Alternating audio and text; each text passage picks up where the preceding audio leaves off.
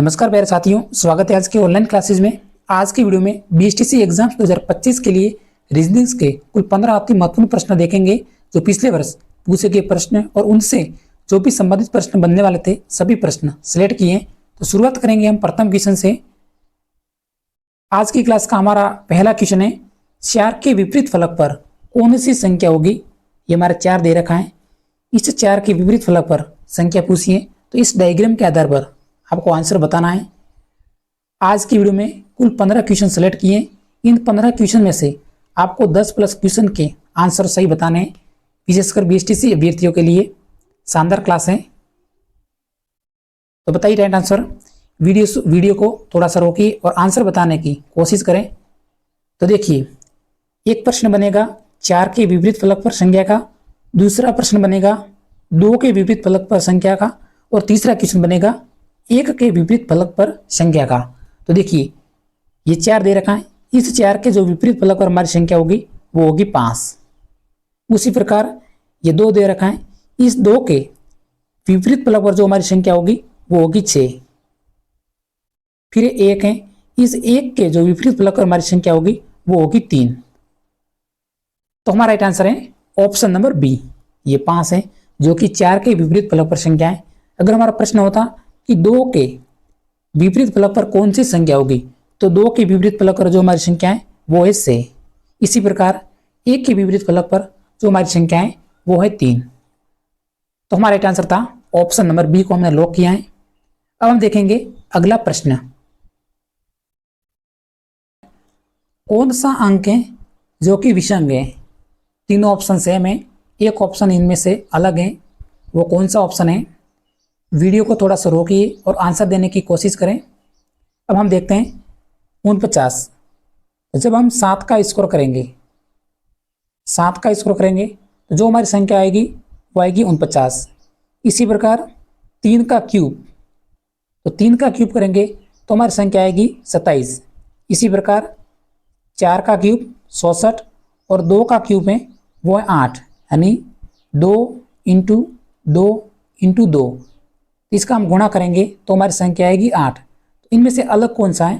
तो हमारा right answer है ऑप्शन नंबर ए 49, क्योंकि इसमें स्क्वायर लग रहा है। बाकी देखिए 3 का क्यूब है, 4 का क्यूब है और 2 का क्यूब है। आकृति नंबर ऑप्शन नंबर ए में 7 का स्कोर है। तो हमारा राइट आंसर है 49। अगला प्रश्न।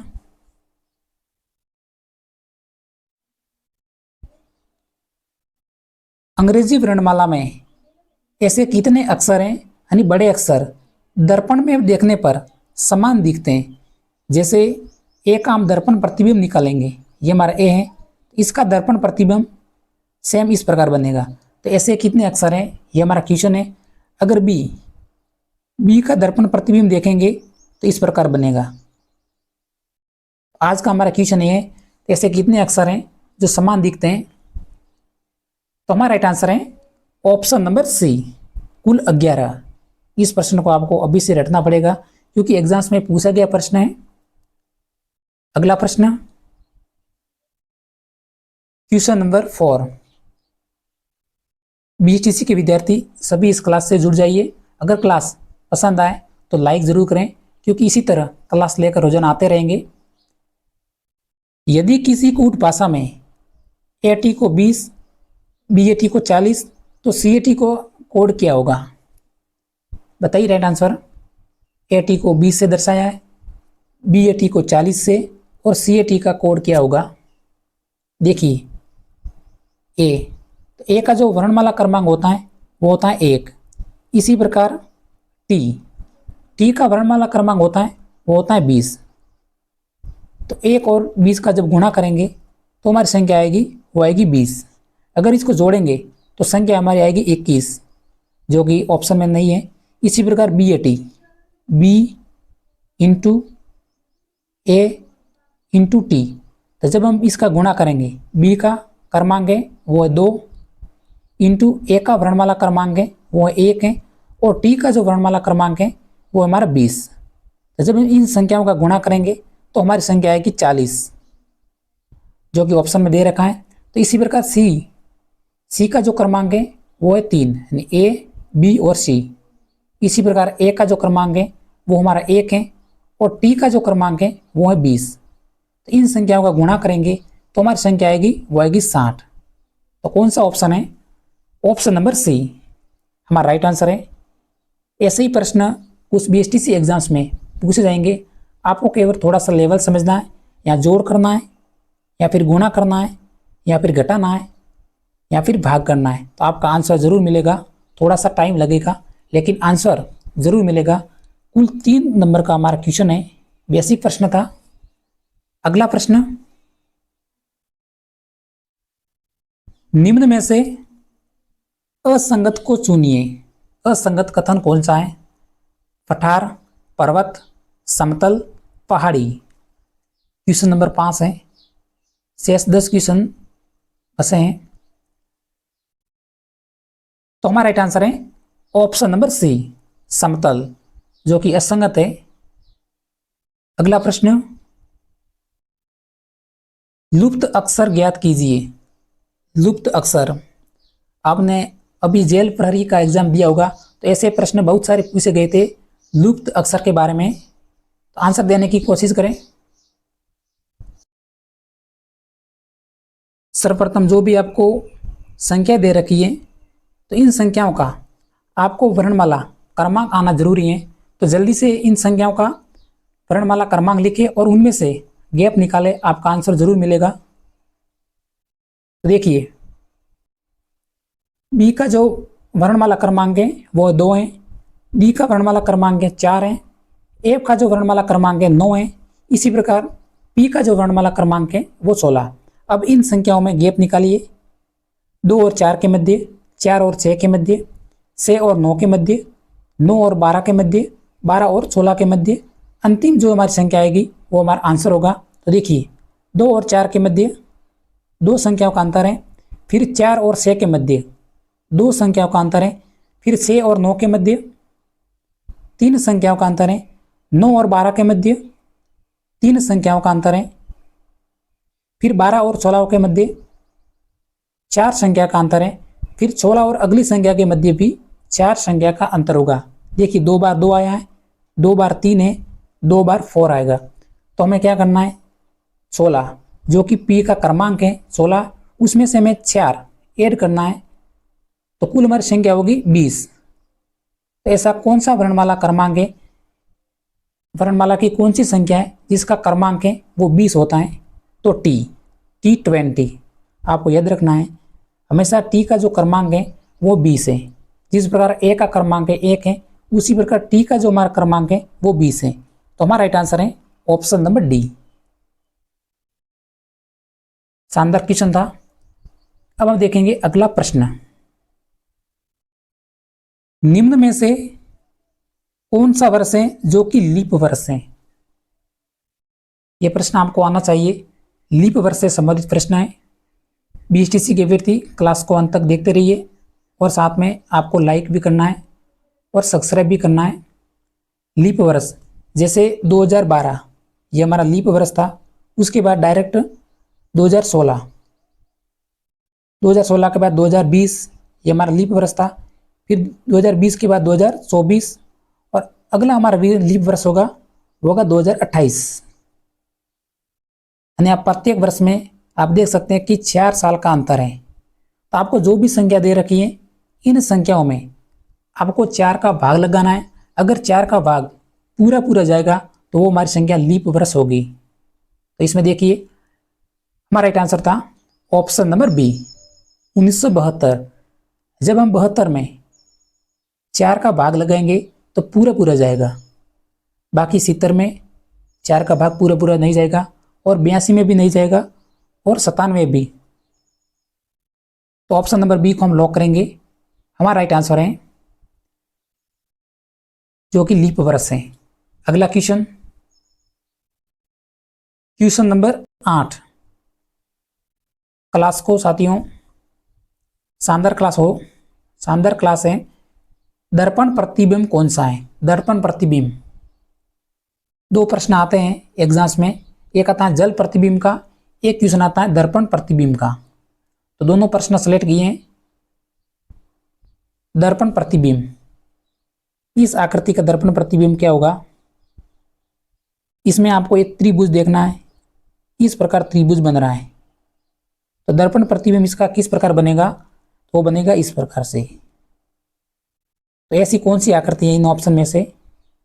ऑप्शन नंबर डी आप देख सकते हैं, जो कि हमारा राइट आंसर है।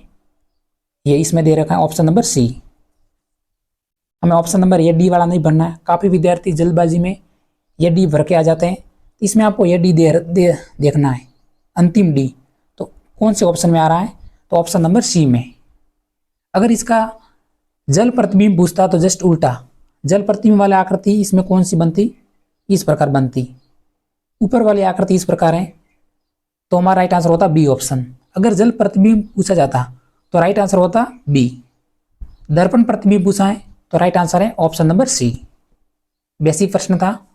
अब हमारा अगला प्रश्न, दिए गए चित्र का जल प्रतिबिंब क्या होगा? बताइए राइट आंसर। क्वेश्चन नंबर 9 है। आपको पहले ही बताया दिया था कि कुल 15 क्वेश्चन में से आपको 10 क्वेश्चन के आंसर सही बताने हैं। अगर आप बीएसटीसी की तैयारी कर रहे हैं तो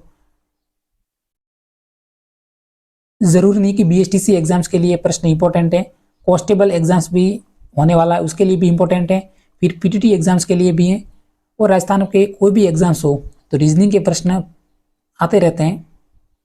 तो जल प्रतिबिंब, तो टी का जल प्रतिबिंब इस प्रकार बनेगा, यानी जस्ट नीचे, जैसे ये टी इस प्रकार है, तो इसका जो जल प्रतिबिंब होगा इस प्रकार होगा, उल्टा। फिर जो एक्स है, एक्स का सेम ही रहेगा जल प्रतिबिंब। फिर ये एल दे रखा है, तो एल जस्ट इस प्रकार होगा।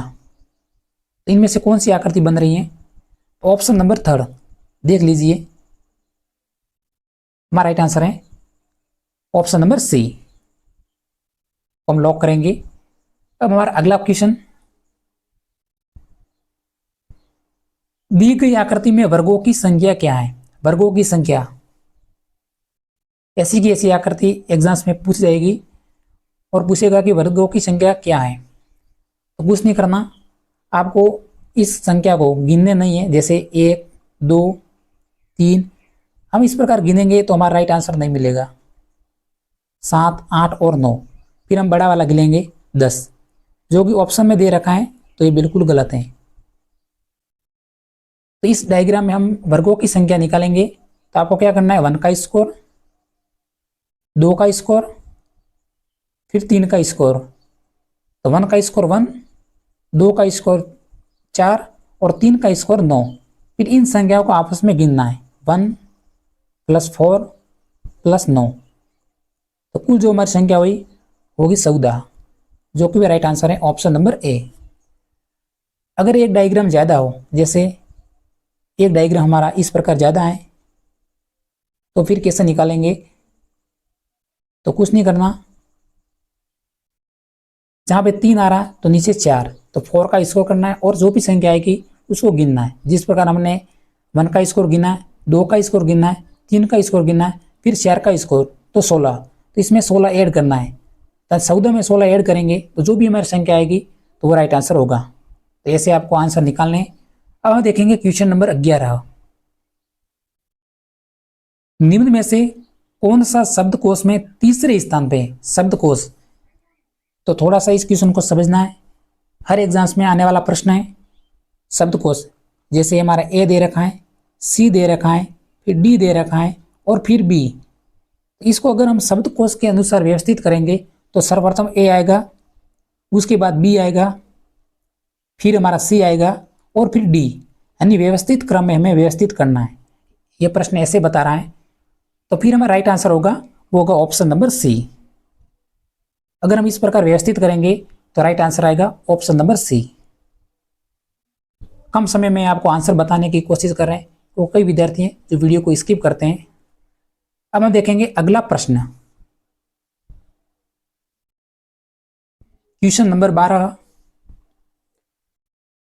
कुल हमारा 15 क्वेश्चन है। तो अगली संख्या कौन सी है?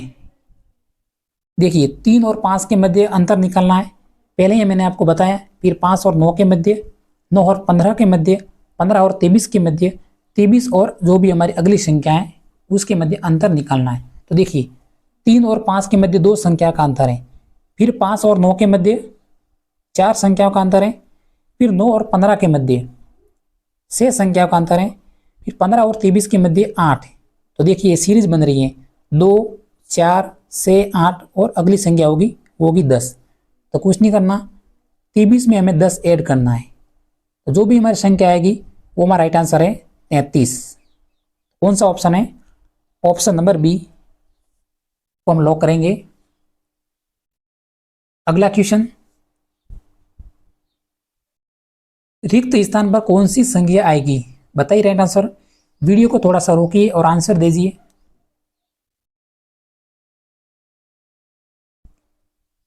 प्रश्न मानक चिन्ह पे हमें कौन सी संख्या आएगी? 4। यहाँ पे दे रखा है 9, यहाँ पे 16। तो देखिए 2 का स्कोर करेंगे 4, फिर 3 का स्कोर करेंगे 9, और 4 का स्कोर करेंगे 16, और 5 का स्कोर करेंगे तो कौन सी संख्या आएगी? 25। हमें डायरेक्ट 5 भी दे रखा है तो 5 नहीं बनना है। राइट आंसर है ऑप्शन नंबर डी 25। अगला क्वेश्चन,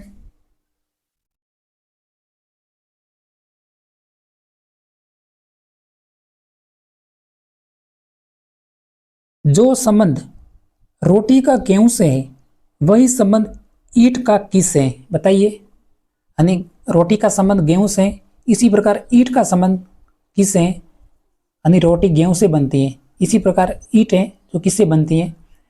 वैसे हम सी और डी ऑप्शन तो वैसे ही गलत हो गए, इन दोनों ऑप्शन में से थोड़ा सा विद्यार्थी कन्फ्यूजन होंगे। तो हमारा राइट आंसर है ऑप्शन नंबर बी, मिट्टी से। रोटी गेहूं से बनती है, इसी प्रकार जो ईंट है वो मिट्टी से बनती है। अब हमारा अंतिम प्रश्न है, नीचे दी गई आकृति में त्रिभुजों की संख्या कितनी है? त्रिभुजों की संख्या, option number A 4, option number B दे रखा है 6, ऑप्शन नंबर सी है 8 है, और ऑप्शन नंबर डी दे रखा है 5 है। तो वर्गों की संख्या कितनी है? देखिए इसमें भी आपको ट्रिक अप्लाई करना है। यहाँ पे 1 2 और 3, बस इसको आपको इन संख्याओं को आपस में गिनना है। जो भी हमारी संख्या आएगी वो हमारा राइट आंसर है। यानी 1 + 2 + 3, इन संख्याओं को गिनेंगे तो हमारी संख्या आएगी 6, जो कि हमारा राइट आंसर है ऑप्शन नंबर बी। अगर इस प्रश्न को थोड़ा सा और बड़ा कर देता, यानी इसमें बीच में और एक रेखा खींची जाती, तब वर्गों की संख्या कितनी है? बताइए। तो कुछ नहीं करना, सेम 1 2 3, फिर ऊपर भी हमें गिनना है 1 2 और 3। तो जब इसमें गिनेंगे तो हमारी संख्या आएगी 6, और इस संख्या को गिनेंगे तो हमारी आएगी संख्या 6। तो कुल इन दोनों संख्याओं को जब हम ऐड करेंगे तो 12। तो इस आकृति में जो वर्गों की संख्या है 12। तो ऐसे आपको प्रश्न अगर थोड़ा सा बड़ा प्रश्न देगा तो कुछ नहीं करेगा, उसमें एक और सरल रेखा ज़्यादा खींचेगा। तो ऐसे ही प्रश्न बनते हैं। तो आज की वीडियो में इतना ही। अगर हमारी क्लास पसंद आई हो तो एक सब्सक्राइब करके जरूर जाना। इसी तरह क्लास रोजाना लेकर आते रहेंगे। तब तक मिलते हैं नेक्स्ट वीडियो में। जय हिंद।